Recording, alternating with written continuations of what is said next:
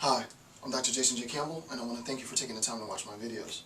I'm continuing the analysis into Nietzsche's Will to Power, referring to in this section 2 of the notes.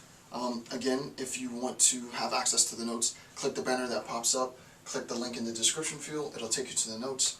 I'm also updating my notes before the videos so that you have maybe a day's notice or maybe a few hours notice that the notes have been updated so that you can use them to guide your reading. That's going to be posted on my blog, which automatically updates to my Facebook page. So if you, if we're friends on Facebook, you'll be able to get the note in advance. With that, let's begin with section 2 of the analysis. So this is Will to Power, and this is section 2.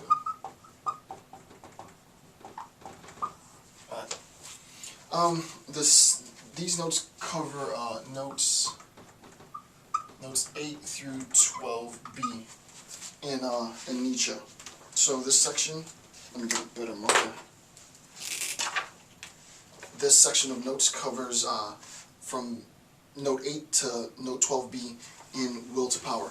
I've covered obviously notes 1 through 7 in the previous section.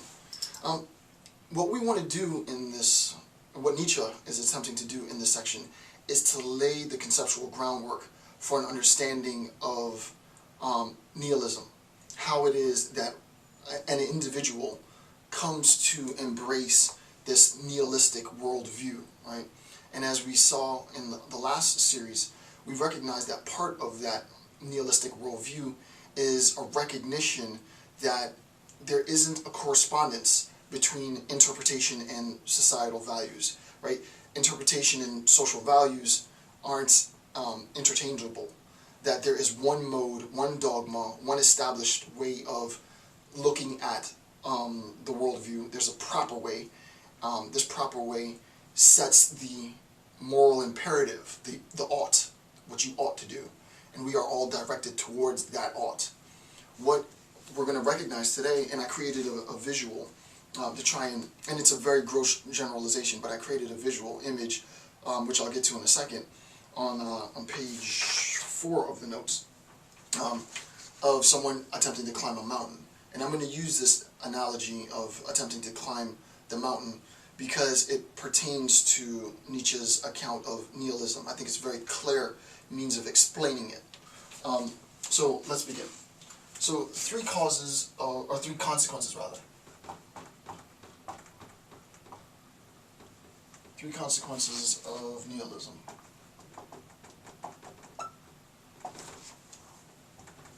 Alright, so the first thing that we recognize, and let me make sure I get my text because I'm going to be referring to it. I'm going to read sections out of the text today.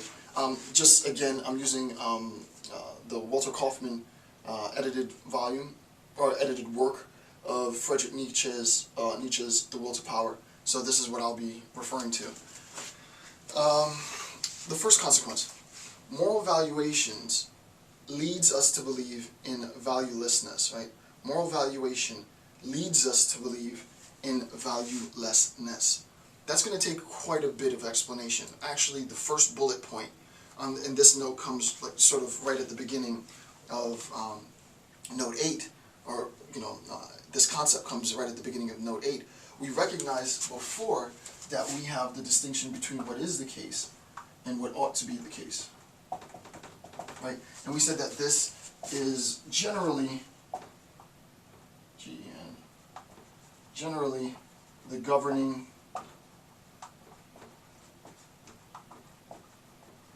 paradigm for, right? We said that this is generally the governing paradigm for ethics, right? The distinction between is and ought. What we recognize, and the example that I gave yesterday, was based on this idea of absolute truthfulness, right? If, for example, we aspire for the highest moral value of attaining absolute truthfulness, then insofar as we are successful in attaining absolute truthfulness, and not just us, but let's just theoretically say that we are all able to attain absolute truthfulness, then we recognize that the attainment of absolute truthfulness as the highest value devalues the value of truth, right? It becomes problematic, right? Truth is, in a sense, polemic, right? It is a binary term. Our concept of truth is made sense of, and has meaning insofar as there is an ability to lie, right? But if we are all able to attain absolute truthfulness as a theoretical goal, then what ends up happening is that we see that everything collapses, right? And I gave examples of how it collapses, right? Everyone's telling the truth, people's feelings get hurt easier, you know, conflict escalates, blah, blah, blah, blah, blah, blah. There is a value to lying, right? Saying that there is only one value, and that value is absolute truthfulness as sort of this sort of a unifying, holistic end state becomes problematic, right? So moral, and I'm going to explain this in far more detail in a little bit. I'm just trying to refresh you from the last bit. All right, so moral valuation leads us to believe in valuelessness. So that's the first point, right? Moral valuation leads to, right? Moral valuation leads to valuelessness, right? It defeats itself. It's ultimately a self-defeating endeavor. The attempt is to arrive at a better state, a higher moral value, and what ends up happening as a consequence of that attainment is exactly the destruction of the thing that we were trying to attain in the first place, right? So this is sort of, generally speaking, the conceptual paradigm. Number two, our existence is defined by egoism, right? Our existence as human beings is defined by egoism, and here's the quote, "Yet everything egoistic has come to disgust us," right? Everything egoistic has come to disgust us. What does Nietzsche mean by this, right? It's important to understand. We as human beings, right? We as human beings, and I did a lecture on this in my Hobbes lecture, right? We have a few state of affairs that we can discuss, right? We can only be concerned with the other, right? If all of my concern is with the other human being, then I'm an altruist, right? If I am concerned with the other, but I'm also concerned, and actually I should draw it like this, if I'm concerned with the other, but I'm also concerned with myself, then we say that this is a moderate.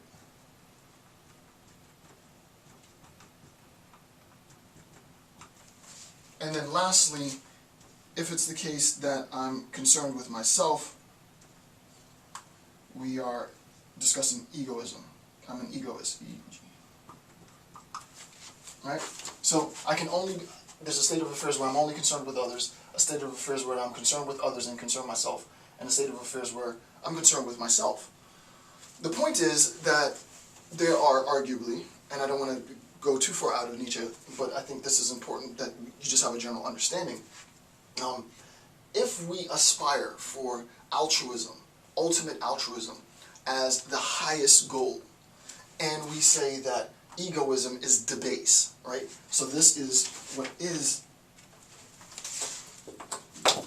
this is our, remember, we're talking about the progression between is and ought.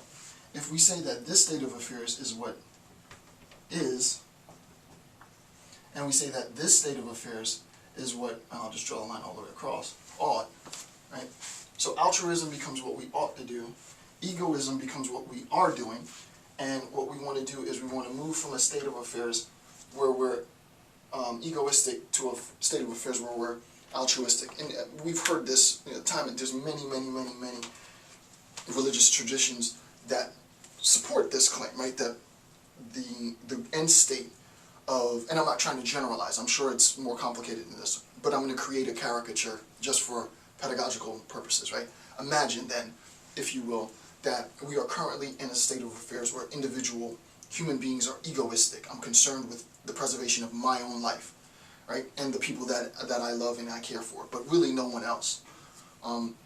And there is a moral imperative introduced into the social nexus. And the moral imperative says that my egoism is bad.